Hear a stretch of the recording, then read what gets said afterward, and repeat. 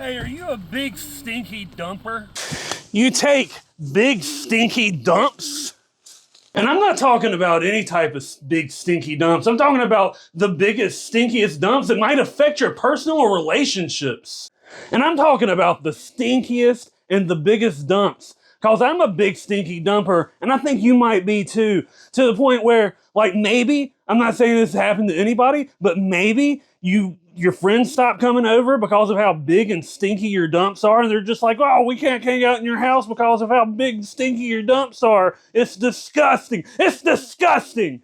And maybe they just stop hanging out with you altogether and nobody ever wants to be around you because of how stinky your dumps are and how big they are. And deep down inside, they might be jealous of how big and stinky your dumps are, but you miss them and you just want them to hang out. Now, let me tell you this. Maybe you need to get yourself the unscented dookie candle. The unscented dookie candle will make your friends start coming over again, and they'll be over and they're like, oh, what's that? It smells like a big stinky dump. And you're like, oh, don't worry about it. It wasn't me, guys. It was just my new dookie candle.